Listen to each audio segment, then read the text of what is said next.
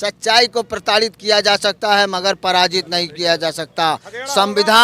संविधान के अंदर अगर काम करोगे तो सम्मान है, वरना फिर आज के ज़माने में कहाँ नहीं है राजनीति। आप शौचालय में चले जाइए, शौचालय से लेकर सचिवालय तक के राजनीतिक है कि जानने वाला हुआ तो अच्छा तुम पहले चले जाओ।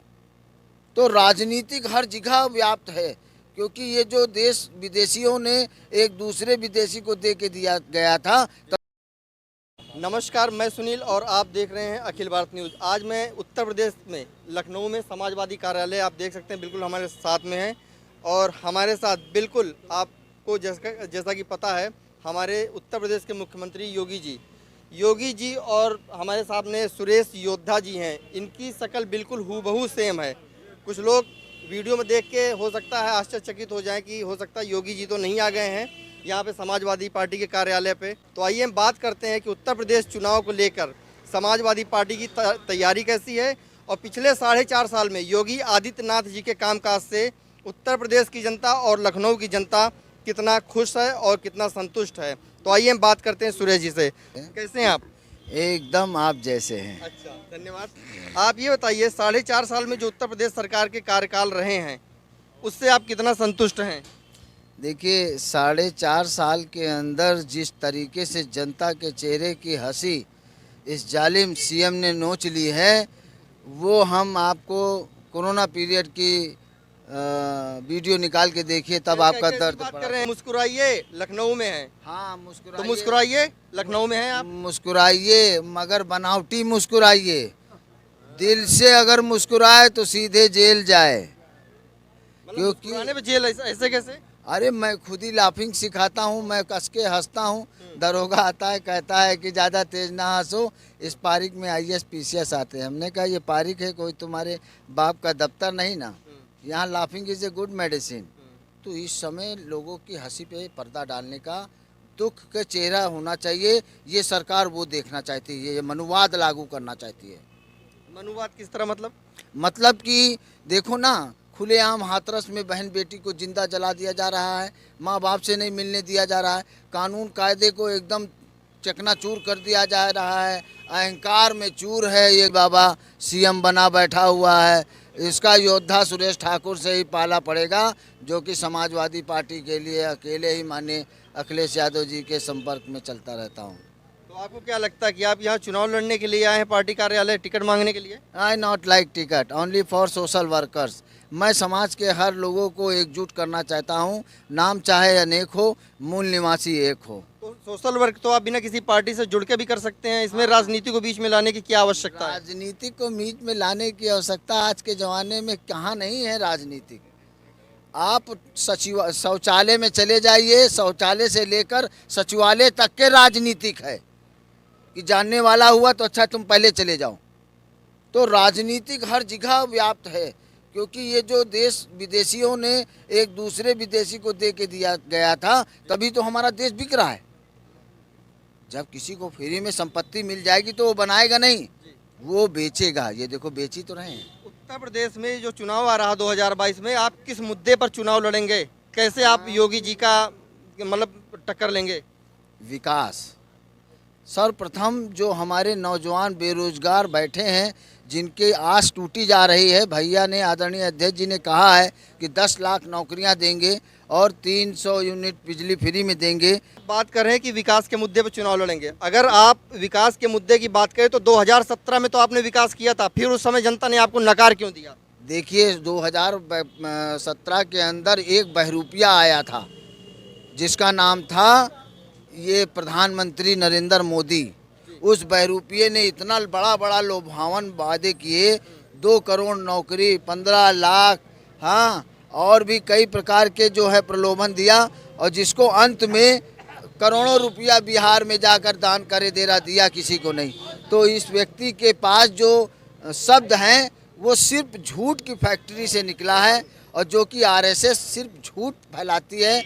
और हमारे राष्ट्रीय अध्यक्ष जी के सामने इनकी औकात नहीं ना कि खड़े हो जाएं। ये वो समाज तैयार हो गया है जिस तरीके से समुद्र में बच्चा एक मछली सैकड़ों बच्चे देती है, और जब उनके बच्चों के ऊपर मुसीबत आती है तो वो अपने मुंह में समा जाती है माँ के। तो उसी तरीके से समाजवादी पार्टी के अंदर सभी दल, सभी समाज के लोग आज अपनी आस्था जमाते हैं और समर्थन देने के लिए आकर के सम्मान पाते हैं। तो मोदी जी का काट आप कैसे ढूंढेंगे? मोदी जी तो अभी भी हैं, सेंटर में बैठे हुए हैं। आप लोगों ने दोबारा भी तो उनको जिताया 2019 में। केवल अकेले किसी एक आदमी को वोट से तो नहीं बने ना प्रधानमंत्री वो। ये उन्होंने मतलब कोई गलत काम किया होता तो जनता उनको हटाने देती। देखिए, हमारा ये जो तर्क हैगा कि जनता ने 19 में भी जिताया, क्योंकि पूरी तरीके से जहाँ से ईवीएम बनता है उस देश ने उसको रिजेक्ट कर दिया है।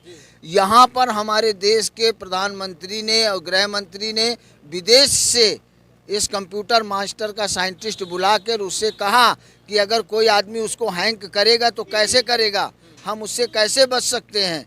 उससे सीखने के बाद दिल्ली में हैक क्यों नहीं करवाया? आप मतलब ये अनर्गल आरोप नहीं लगता आपको कि अगर ईवीएम हैक किया होता तो दिल्ली में चुनाव जीत गए होते, अभी बंगाल में चुनाव हार गए होते? जिसकी लाठी उसकी भैंस। ममता बनर्जी देखकर लिए डंडा ठाड़ रहा है और तुम्हारा गुंडा ही ना चली, टांगे टूट के सीधे बैठाल दिए न, जीत गई। हाँ, गोवा में क्या हुआ, बिहार में क्या हुआ, जनता पूरी तरफ दे रही है और उसका परिणाम दूसरी तरफ आ रहा है, सरेआम धोखाधड़ी। क्योंकि ये जो हैं प्राचीन काल से झूठ बोलते चले आए, आज से नहीं, 5,000 साल पहले से ये लोग जो है झूठ बोलते चले आए। इसी का ये परिणाम है कि आज हमारे देश के लोग भीख मांगने के तैयार। आपको पता है ये झूठ बोलते आ रहे हैं तो फिर इनको सत्ता क्यों सौंपी आप लोगों ने? इसका जिम्मेदार कौन है? इसका जिम्मेदार ईवीएम को ला करके इन लोगों ने हैंग करके ईवीएम से अपने सिस्टम के हिसाब से सीटों को उन्होंने डिसाइड कर दिया। ये ईवीएम को हैंग किया है सैटेलाइट से। इनके पास बहुत बड़ा माइंडली इंजीनियर बैठा हुआ है और ये कंप्यूटर को हैंग किया जा सकता है, सभी ने कहा है। तो हमारा यही कहने का मतलब है कि अब जनता एक लठ और एक जूता उतार के रखे है। लोग जब भी जाएंगे इनका स्वागत करने के लिए जनता रहेगी। क्यों भाई, सही है ना? तो बस ये आओ भाई, तुम्हारा स्वागत करेगी, 4 साल में इतना अच्छा काम किया है। अच्छा, जिस भाषा का आपने प्रयोग किया है, आपको लगता है कि इस तरह की भाषा किसी पार्टी के लिए या किसी व्यक्ति विशेष के लिए करना चाहिए? वो व्यक्ति उस पद की गरिमा को यदि रखता है तब तो उसका सम्मान है, मगर वो बोलता है कि ठोक देंगे। बॉम्बे के अंदर मावाली बोलता है, ए बीड़ू ज़्यादा बोला अभी तेरे को इधर ही ठोक दूंगा। तो मावाली जैसी सोच का मुख्यमंत्री बनेगा तो इस देश में बीमारी, भुखमरी, बेरोजगारी यही तो आएगा, और क्या आएगा। तो आपको लगता है कि अभी 2022 में आप उनका मुकाबला कर सकते हैं? आप पूरी तरह तैयार हैं? सच्चाई को प्रताड़ित किया जा सकता है मगर पराजित नहीं किया जा सकता। संविधान के अंदर अगर काम करोगे तो सम्मान है, वरना फिर जूते लात के सिवा किसी से बात नहीं है। क्योंकि हमारे सामने हमारे भाई बहन मर रहे हैं, बेरोजगार हो रहे हैं, माइंडली डिस्टर्ब हो रहे हैं। 21,000 करोड़ रुपए की ड्रग्स आ रही है अंबानी के उसके ऊपर एयरपोर्ट पे। क्यों आ रही है? हम ही नौजवान जो भ्रमित हो रहे हैं उनको खिला करके उनसे मर्डर करवाएंगे। सरकार को आपको पता है गुजरात में सरकार किसकी? भारतीय जनता पार्टी की। तो क्या भारतीय जनता पार्टी खुद अपनी बेइज्जती करने के लिए ड्रग्स पकड़वा रही है? भारतीय जनता पार्टी नहीं पकड़वाया है, ये तो डिपार्टमेंट ने पकड़ा है। और मीडिया के बीच में आ जाए तब भारतीय जनता पार्टी क्या करे? भारतीय जनता पार्टी कुछ नहीं है। आप बोलते हैं कि मीडिया ने दिखा दिया इसलिए पकड़ गई जी। सरकार उसकी है, एनआईए उसकी, सीबीआई है उसकी, सब आप लोग ऐसा बोलते हैं। हाँ, जज तो ये जज उनका, तो इसको भी अंदर गोलमोल करवा देते। हाँ, करवा सकते हैं ये लोग, तो ये लोग करवा ही रहे हैं। मतलब ये तो एक अनइथिकल वो हो गया आप लोगों का आरोप, बिना मतलब वाला। किस प्रकार का बिना मतलब का आरोप हो गया? आपने बोला भाई अगर उनको पता होती, उनकी जानकारी में आई तो उसको गोलमोल करवा देते।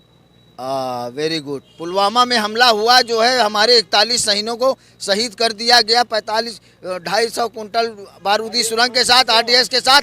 कोई माई कलाल भारतीय जनता पार्टी आरएसएस के अंदर औकात है कि उसकी जांच कर इस प्रधानमंत्री को नेस्तनाबूद किया जा सके? विपक्ष क्या कर रहा है? आपकी क्या जिम्मेदारी है? हमारी आप भी तो देश की राजनीतिक पार्टियां हैं, आपकी जिम्मेदारी क्या बनती है? हमारी, आप विपक्ष का रोल ही नहीं अदा करें, आप तो ट्वीट खेल रहे हैं इधर उधर। समाजवादी पार्टी का एक एक कार्यकर्ता उत्तर प्रदेश के अंदर रोड पे आ करके इस मोदी और योगी सरकार को इसकी औकात याद दिलाने का काम किया है। और सरकार बनने के बाद आप देख लीजिएगा ये जो गुंडई कर रहे हैं ना, सरकारी गुंडे, इनकी औकात याद दिलाई जाएगी और सड़क पर इनकी बारात निकलाई जाएगी, इतना याद रख लीजिए। एक आरोप और भी है सत्ता पक्ष का हाँ। कि जब समाजवादी पार्टी की सरकार थी उस समय थानों के ऊपर समाजवादी पार्टी के नेता वहां पे बैठ के एसएचओ के ऊपर, थानेदार के ऊपर राज करते थे, वो बोलते थे, वही उनको करना पड़ता था। इसको इस छवि को कैसे आप मिटाएंगे? अरे श्रीमान जी, SC SC ST OBC, हाँ, इस देश पे राज नहीं करना चाहिए। अगर वो राज कर रहा है तो उसको ऑर्गेनल तरीके से उसके ऊपर इल्ज़ाम लगा करके उसकी छवि को धूमिल करने का ये धोखेबाज लोग काम करेंगे। ये लोग अपने समाज के जो SC ST OBC के लोग हैं, इनको जागने नहीं देंगे। इनके दिल में खड़बली मचेगी, इनका शासन डोल रहा है, क्योंकि अखिलेश यादव जी का सच बोल रहा है। That's all. लास्ट सवाल मेरा आपसे, उत्तर प्रदेश की जनता को और सरकार को आपका क्या संदेश है?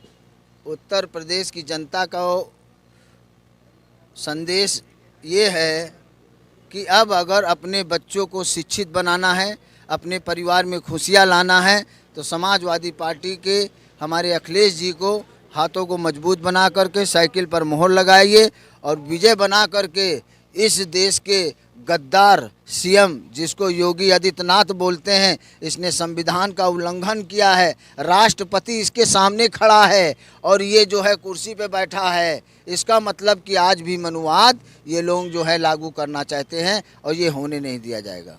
चलिए, शुक्रिया हमसे बात करने के लिए।